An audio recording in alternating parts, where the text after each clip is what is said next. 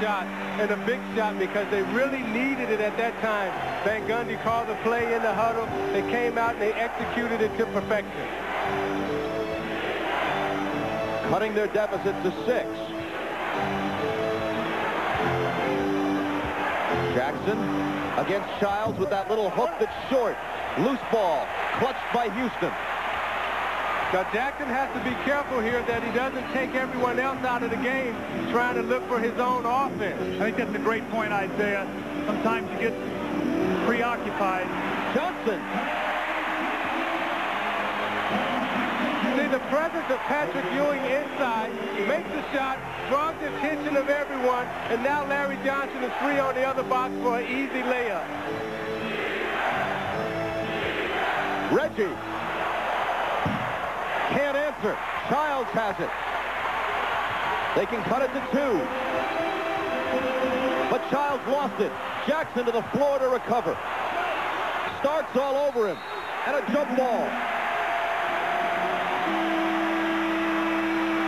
See, Doug, the problem with that fast break they just had, the reason why Chris Childs turned it over is because Larry Johnson ran in the middle of the floor, which consequently congested everything.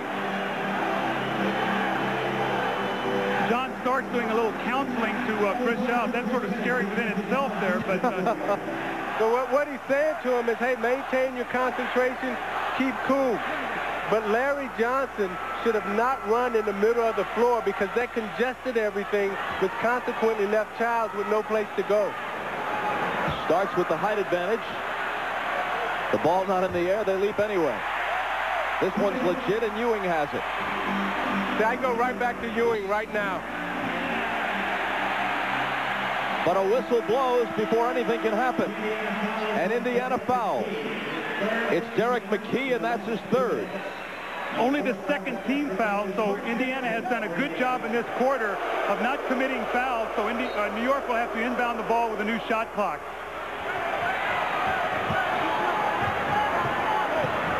Starks gets through, and Ewing cleans up the mess.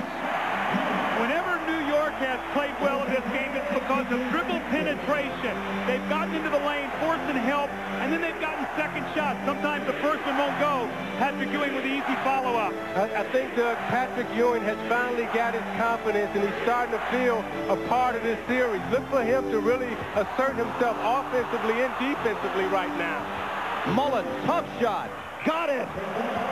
Oh, that's huge.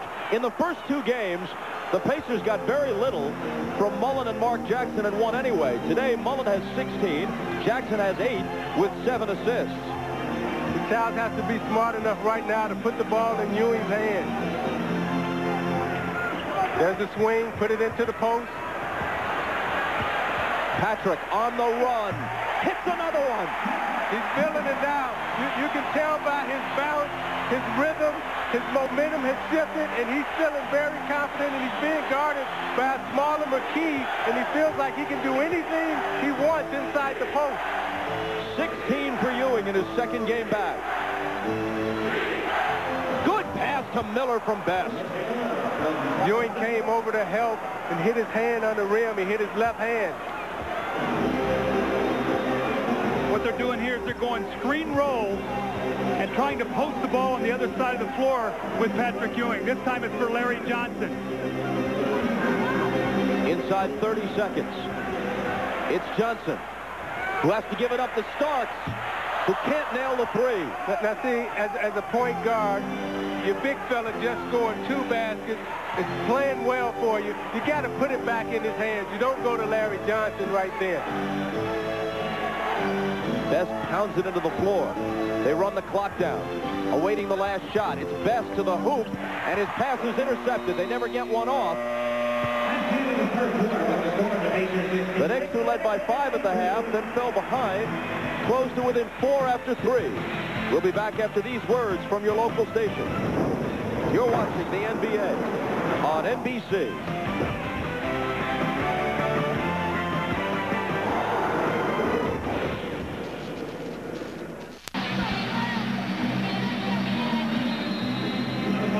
Line score through 3. The last 8 New York points of the 3rd quarter 6 of them were scored by Ewing, and he got the assist on the other basket. Starks hits the first shot of the board. That was well executed. A double screen with Starks coming off on the weak side, and brutal pick set there by Terry Cummings and Larry Johnson.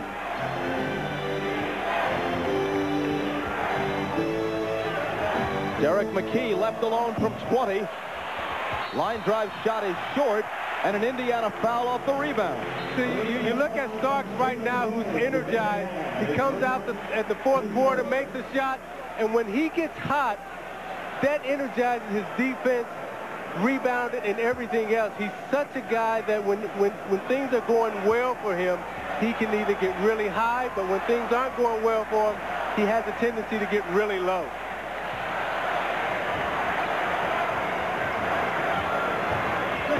Here's Cummings.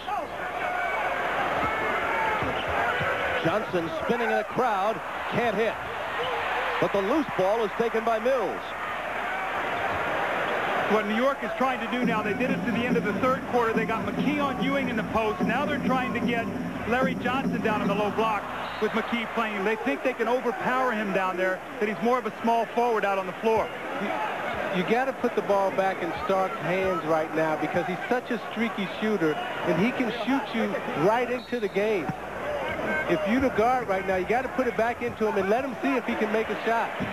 In this case, he passes it off to Cummings to get the lucky roll and ties the game. So you got to keep going to Starks right now because he's drawing so much attention.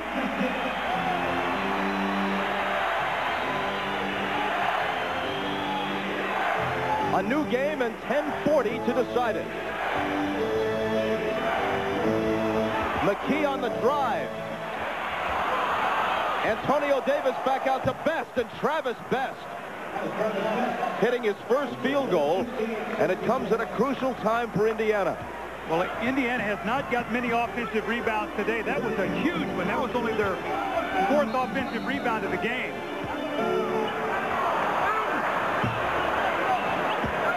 And the Knicks give the ball back. Illegal screen out of bounds, so no foul there. Indiana will just gain possession. You're not allowed to screen a man off the court. You see the left foot of Chris Mills there screening out of bounds. That's a violation. Best into the front court. Childs walking it.